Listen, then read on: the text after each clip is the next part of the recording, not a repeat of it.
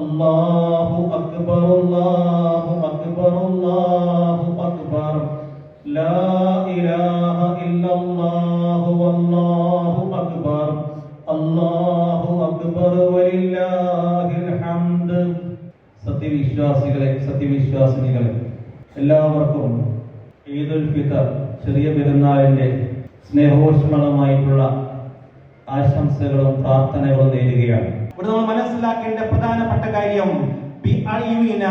ഈ ലോകത്തിന് വളരെ കൃത്യമായി വ്യക്തിപരമായി ഞാനും നിങ്ങളും ചേർത്ത് വെക്കേണ്ട ഒരു സംഗതിയുണ്ട്. മൂസാ നബി അലൈഹി ഇസ്ലാമിനോട് അല്ലാഹു പറഞ്ഞതുപോലെ എന്നോടും നിങ്ങളോടും അല്ലാഹു പറഞ്ഞുകൊണ്ടിരിക്കുകയാണ്, ജീവിതത്തിൽ പ്രയാസങ്ങൾ ഉണ്ടാവും, പ്രതിസന്ധികൾ ഉണ്ടാവും, താഴ്ചകൾ ഉണ്ടാവും, വളർച്ചകൾ ഉണ്ടാവും, പുരോഗതികൾ ഉണ്ടാവും. എന്ന് തന്നെ വന്നാലും അല്ലാഹുവിന്റെ അതിഗംഭീരമായ മനോഹരമായ ഡിസൈൻ ഉണ്ട്. ആ ഡിസൈനിന്റെ ട്രാക്കിൽ നീങ്ങിക്കൊണ്ടിരിക്കുകയാണ്. അൽഹംദുലില്ലാഹ്, ഇത്രയും മനോഹരമായ പ്ലാനിലൂടെ സഞ്ചരിക്കുവാൻ വേണ്ടി എന്നെ പ്രാപ്തമാക്കിയ അല്ലാഹുവിനാണ് സർവസ്തുതിയുമെന്ന് ജീവിതത്തെ ഓർത്തുകൊണ്ട് നിരാശലവലേശമില്ലാതെ ജീവിതത്തെ ആസ്വദിക്കുവാനും ഹംദ് ചെയ്തുകൊണ്ട് അല്ലാഹു അടുക്കുവാനും വേണ്ടിയാണ് നമ്മൾ തയ്യാറാവേണ്ടത്. നിരാശ ഉണ്ടാകുവാൻ പാടില്ല. വ്യക്തിപരമായി ഇസ്ലാമിക സംഘങ്ങൾക്ക്, ഇസ്ലാമിക മുന്നേറ്റങ്ങൾക്ക്, ഇസ്ലാമിക സംഘങ്ങളും മുന്നേറ്റങ്ങളും ഒരിക്കലും തന്നെ നിരാശപ്പെടേണ്ടതില്ല. അല്ലാഹുവിന്റെ അണ്ടർ വാച്ചിലാണ്. തളർച്ചകൾ ഉണ്ടാകും, തകർച്ചകൾ ഉണ്ടാകും, പ്രയാസങ്ങൾ ഉണ്ടാകും. ഇസ്ലാമിക രാഷ്ട്രങ്ങള് ഒരിക്കലും തന്നെ തളരേണ്ടതില്ല. ദശാബ്ദങ്ങളായി ഉപരോധത്തിന്റെ, ബഹിഷ്കരണത്തിന്റെ പ്രയാസങ്ങളുമായിട്ട് ഇറാൻ എന്ന് പറയുന്ന രാജ്യം മുമ്പോട്ട് പോകുമ്പോ നമ്മളാരും വിചാരിക്കേണ്ടതില്ല ഇറാൻ തകർന്നു പോകുമെന്ന്, ഹമാസ് തരിപ്പണമായി എന്ന് വിചാരിക്കേണ്ടതില്ല. അല്ലാഹുവിന്റെ അണ്ടർ വാച്ചിലാണ് കാര്യങ്ങൾ മുമ്പോട്ട് പോയിക്കൊണ്ടിരിക്കുന്നത്. ഈ സന്ദർഭത്തിൽ പോലും ഹോർമൂസ് കടലിടുക്കിന്റെ ചുറ്റും അവരെ സാമ്രാജ്യത്തെ കഴുകനെ പ്രതിരോധിക്കുവാൻ വേണ്ടി ചെറുത്തുനിൽപ്പിന്റെ ഭാഗമായി ധീരമായി മുട്ടുമടക്കാതെ, തലകുനിക്കാതെ, ശിരസ്കരായി അവർക്കൊരിക്കലും തന്നെ കീഴടങ്ങാതെ മുമ്പോട്ട് പോയിക്കൊണ്ടിരിക്കുന്ന അല്ലാഹുവിന്റെ ദീനിന്റെ ഇസ്സത്ത് ഈ ലോകത്തിന് വേണ്ടി, നമുക്ക് വേണ്ടി ഉയർത്തിപ്പിടിക്കുന്ന ഇറാനിലെ പോരാളികൾക്ക് ഐക്യദാർഢ്യം പ്രഖ്യാപിച്ചുകൊണ്ടാണ് നമ്മൾ ഈ ഈദ് ആഘോഷിക്കേണ്ടത്. ഐക്യദാർഢ്യം എന്ന് ഉറക്കെ പറയേണ്ടതുണ്ട്. മാത്രമല്ല നമ്മൾ മനസ്സിലാക്കേണ്ടത്, ഇറാനിലെ പോരാളികളെ ഒരുപക്ഷെ അവിടെ നേതാക്കന്മാരെ അവർക്ക് കൊല്ലുവാൻ, ചെകുത്താന്മാർ കൊന്നൊടുക്കുവാൻ സാധിച്ചേക്കാം. പിഞ്ചു കുഞ്ഞുങ്ങളെ ധാരാളമായി കൊന്നൊടുക്കാൻ സാധിച്ചേക്കാം. നിരപരാധികളായ ആളുകളെ കൊന്നൊടുക്കാൻ സാധിച്ചേക്കാം. എങ്ങനെ കൊന്നൊടുക്കിയാലും ഈ ആദർശം, ഈ ഇസ്സത്തുള്ള ദീൻ തകരുകയില്ല. ഇറാൻ എന്ന് പറയുന്ന രാജ്യമാണെങ്കിലും, ഇസ്ലാമിക മുന്നേറ്റമാണെങ്കിലും, ഹമാസ് ആണെങ്കിലും, ലെബനാൻ ആണെങ്കിലും, ഈ ആദർശത്തിന്റെ മുമ്പിൽ സഞ്ചരിച്ചു കൊണ്ടിരിക്കുന്ന ഒരു സംവിധാനത്തിനും ഒരു സംഘത്തിനും അതുകൊണ്ട് ധീരമായി മുന്നോട്ട് പോവുക, ഐക്യദാർഢ്യം പറഞ്ഞുകൊണ്ട് അല്ലാഹു അക്ബർ അല്ലാഹു അക്ബർ ലാ ഇലാഹ ഇല്ലല്ലാഹു വല്ലാഹു അക്ബർ അല്ലാഹു അക്ബർ വലില്ലാഹിൽ ഹംദ്. ലോകം എന്ന് പറയുന്നത് കേവലം ഫിർഔനിന്റെ കാലഘട്ടമല്ല, ഫിർഔനിന്റെ കാലഘട്ടമല്ല, നമ്രൂദും ഫിർഔനുള്ള കാലഘട്ടമാണ്. നമ്രൂദും ഫിർഔനും ഹാമാനും അതേപോലെ തന്നെ ഇടയിൽ സാമിരിമാരും ആദർമാരും എല്ലാവരും ഉള്ള കാലഘട്ടമാണ്. അവര് മാത്രമല്ല, കാറൂനുമുള്ള കാലഘട്ടമാണ്. കാറൂൻ എന്ന് പറയുന്നത് നമുക്കറിയാം എപ്പീസ്തന്റെ ഫയലുകളെ കുറിച്ച്. എപ്പീസ്തന്റെ ഫയൽ എന്ന് പറയുന്നത് അത് ആ സദാചാര മൂല്യങ്ങൾ രാഹിത്യത്തിന്റെ ചളിക്കുണ്ടിലെ വൻകിട ഫാക്ടറിയാണ്. അതിന്റെ ചെറുകിട ഫാക്ടറികളും കുടിൽ വ്യവസായങ്ങളും നമ്മുടെയൊക്കെ ചുറ്റുപാടുമുണ്ട്. മാത്രമല്ല അതിന്റെ ഔട്ട്ലെറ്റുകൾ ധാരാളമായി നമ്മുടെ കുട്ടികൾക്ക് കിട്ടിക്കൊണ്ടിരിക്കുകയാണ്. ഈ ഒരു സന്ദർഭത്തില് ഈ ഫിർഔനിനെയും അതേപോലെ തന്നെ ഇത്തരം ആളുകളെയും, നമ്രൂദിന്റെയും കിരാതമായ ഭരണത്തിന്റെ പ്രതിസന്ധികളെ, അവരുടെ താക്കീതുകളെ, അതേപോലെ സദാചാരമായിട്ട് രാഹിത്യ ചളിക്കുണ്ടുകളെ എല്ലാം അതിജീവിച്ചുകൊണ്ട് പോകണമെങ്കിൽ നല്ലൊരു ഈമാൻ തന്നെ ഉണ്ടായിരിക്കേണ്ടതുണ്ട്. നല്ല ഈമാൻ ഉണ്ടായിരിക്കേണ്ടതുണ്ട്. ഫിർഔനിന്റെയും നമ്രൂദിന്റെയും കാലഘട്ടം മാത്രമല്ല, ഇത് ദജ്ജാലിന്റെ കാലഘട്ടം കൂടിയാണ്. ദജ്ജാലിന്റെ ഒരു പറച്ചിലുണ്ട്. ദജ്ജാലിനെ കുറിച്ച് പറയുന്നത് തീങ്ങനെ കാണിച്ചു കൊടുത്തിട്ട് പറയുന്നത് വെള്ളമാണ്, വെള്ളം കാണിച്ചു കൊടുത്തിട്ട് പറയുന്നത് തീയാണ്. ഇന്ന് ഡീപ് ഫേക്കിന്റെ കാലമാണ്. Deep fake. ഇവിടെ നമ്മൾ മനസ്സിലാക്കേണ്ട ഒരു കാര്യം, നമ്മുടെ ചെറുപ്പം ഒരു വലിയ പ്രശ്നമാണ്. പള്ളികളിലൊക്കെ റമദാനിൽ ക്ലാസുകൾ ഉണ്ടായിരുന്നു. ചില പള്ളികളിലൊക്കെ 5 നേരങ്ങളിൽ ക്ലാസുകൾ ഉണ്ടായിരുന്നു. ഈ ക്ലാസുകളിലൊക്കെ ഉണ്ടായിരുന്ന ആളുകളുടെ പ്രായം നോക്കിയാൽ നമ്മൾ സങ്കടപ്പെടേണ്ടി വരും. 50+ ആയിരുന്നു. 50 മുകളിൽ, 50 താഴെ, 40 താഴെയുള്ള, 30 താഴെയുള്ള ചെറുപ്പം എവിടെയാണ്?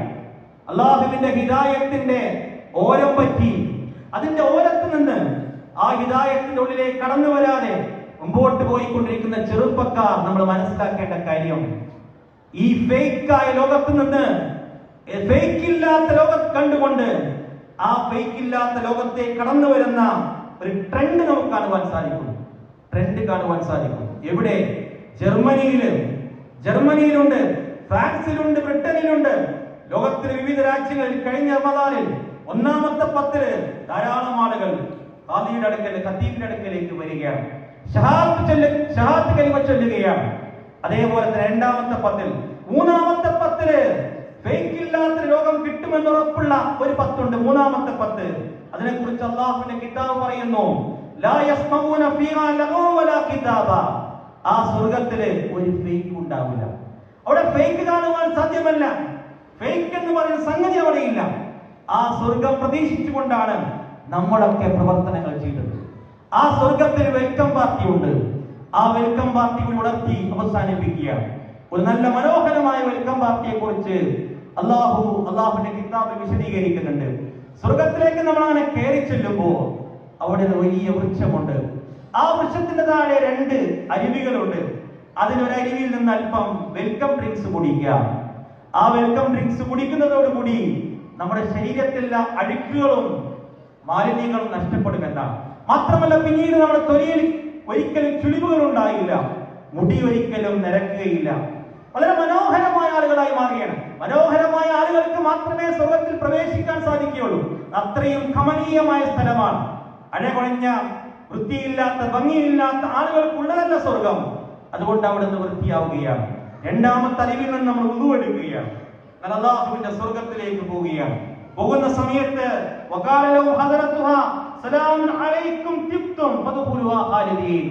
അവിടെ സ്വീകരിക്കുവാൻ, ഒരാളെ സ്വീകരിക്കുവാൻ, കല്യാണത്തിന് ചെന്ന പോലെ, ചില കല്യാണത്തിന് പോയാൽ ഉണ്ടാവും, അവിടെ ആരാ പറഞ്ഞു എന്നറിയില്ല, അങ്ങോട്ട് കൊണ്ട് മേപ്പെട്ട് നോക്കുക. 70,000 മലക്കുകളാണ് നമ്മളൊരാളെ സ്വീകരിക്കുവാൻ. സലാം പറഞ്ഞുകൊണ്ട് സ്വീകരിക്കുകയാണ്. അങ്ങനെ സ്വീകരിക്കുമ്പോ അവിടെ അല്ലാഹുവിന്റെ റസൂൽ ഉണ്ടാവും, അമ്പിയാക്കൾ ഉണ്ടാവും, സ്വഹാബെ കിറാം ഉണ്ടാവും. സ്വഹാബെ കിറാം മാത്രമല്ല, 1982 ഇന്ത്യയിൽ വന്ന് നമ്മുടെ കാരണവന്മാർ കൈകൊടുത്ത് പിന്നീട് കൈകൊടുക്കുവാൻ വേണ്ടി ലഭ്യമല്ലാത്ത ആയത്തുള്ള അലി ഖാംനായി ഷഹീദ്, അദ്ദേഹം അവിടെ ഉണ്ടായിരുന്നു. അദ്ദേഹത്തിന് 1982 കൊടുത്ത കൈ വീണ്ടും തിരിച്ചു കൊടുക്കണമെങ്കിൽ ആ സ്വർഗത്തിലെത്തണം.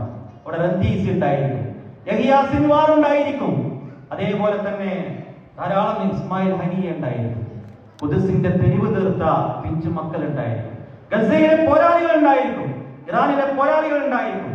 എല്ലാവരും കൂടി അങ്ങോട്ട് പോവുകയാണ്. പിന്നീടാണ് മനോഹരമായ കാഴ്ച. എന്റെ ഉപ്പ മരണപ്പെട്ട് കുറെ വർഷങ്ങളായി. വരെ നെഞ്ചി പിടച്ച് നെഞ്ചോട് ചേർത്ത് വെച്ച ആ ഉപ്പയുടെ കബറിലേക്ക് ഉപ്പയുടെ ശരീരം വെക്കുമ്പോ പൊട്ടിക്കരഞ്ഞുകൊണ്ടാണ് യാത്രയായത്. ഉമ്മ യാത്രയാക്കുമ്പോ ആ ഉമ്മയുടെ മുഖം നോക്കി പൊട്ടിക്കരഞ്ഞുകൊണ്ടാണ് യാത്രയാക്കിയത്. പിന്നീട് എനിക്ക് തിരിച്ച് കാണുവാൻ അവസരം കിട്ടിയിട്ടില്ല. ആ ഉമ്മയെ കാണുവാൻ സാധിക്കുന്നുണ്ട്, ആ ഉപ്പയെ കാണാൻ സാധിക്കുന്നുണ്ട്. നമ്മൾ വിട പറഞ്ഞപ്പോ നമ്മുടെ മക്കൾ കരഞ്ഞിട്ടുണ്ട്, നമ്മൾ കരഞ്ഞിട്ടുണ്ട്. മക്കൾ വിട്ടു പോകുമ്പോ നമ്മൾ കരയും, സ്വാഭാവികമാണ്.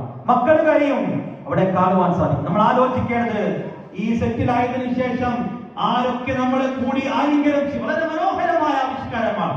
നമ്മൾ പരസ്പരം ആലിംഗനം ചെയ്യും. നമ്മുടെ കൂട്ടുകാര്, നമ്മുടെ വീട്ടുകാര്, നമ്മുടെ ഉപ്പ ഉമ്മ എല്ലാവരും ആലിംഗനം ചെയ്തുകൊണ്ട് അല്ലാഹുവിന്റെ സ്വർഗ്ഗത്തിൽ എങ്ങനെ ഇരിക്കുമ്പോ അല്ലാഹു വിളിക്കുകയാണ്, ഇന്നല്ലാഹു തബാറക വ തആല യഖൂലു ലി അഹ്ലിൽ ജന്ന യാ അഹ്ലൽ ജന്ന, അല്ലയോ സ്വർഗ്ഗവാസികളെ, അല്ലയോ സ്വർഗ്ഗവാസികളെ, വയഖൂലു ലബ്ബൈക റബ്ബന വസഅദൈക, വിളി കേൾക്കുകയാണ്.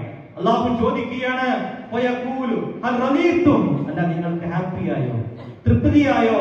വയഖൂലു അന ഊതീകും, ഇതുവരെ കിട്ടാത്ത സംഗതികൾ കിട്ടിയിരിക്കുകയാണ്, നിങ്ങൾ തൃപ്തരാണ്. അന്ന് പറയാണ്, ഇനി നിങ്ങൾക്ക് ഒരു കാര്യം കൂടിയുണ്ട്, ഒരു സർപ്രൈസ് ഗിഫ്റ്റ് ഉണ്ട്, ഒരു സർപ്രൈസ് ഗിഫ്റ്റ് ഉണ്ട്.